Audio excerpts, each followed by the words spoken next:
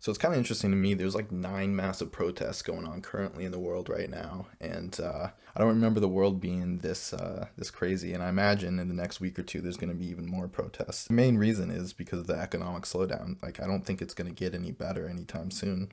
Yeah, and I saw this post by Ray Dalio, who's a big hedge fund investor, and he basically equated the way the world is situated right now is very similar to 1930s pre-World War II. And I'm like, yeah, like look at all these protests going on. I don't remember any time in history when it's been this crazy around the world. So first we got Chile, which started as a increase in the subway transit price. Digging a little bit deeper, it also has to do with economic issues, cost of living. So the protests in Hong Kong started out because of this extradition bill where they could extradite people living in Hong Kong to China to be basically tried. And the people of Hong Kong were very much against that. But the protests are also happening because there's a lot of economic downturn in Hong Kong compared to where it used to be.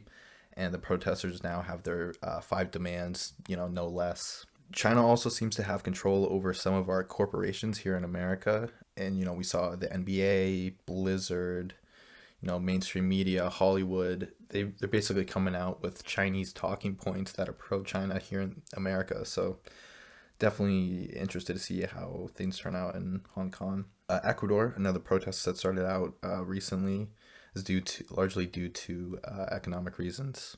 Protests in Haiti, although they have started to die down a little bit, they demand the resignation of the president there. Next is the Yellow Vest movement in France, mainly due to economic reasons, but it really started out because of a increase in the cost of gasoline, but there were many underlying economic reasons as well. Netherlands, protests by the farmers in Netherlands. They say they want more recognition, and it's also due to economic reasons. They're like, hey, we feed the world's population. We're not making enough to get by. We deserve more than we're getting, basically, is what's going on in the Netherlands. Another protest recently going on in Lebanon. There are anti-government protests. They believe that a lot of the elite in Lebanon are sucking up all the wealth, so the everyday person doesn't have enough money.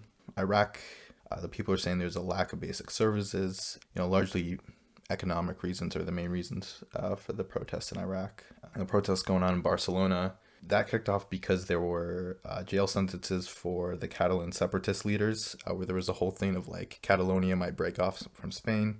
And now they've gone in and actually sentenced them, so that's causing the protests going on in Barcelona.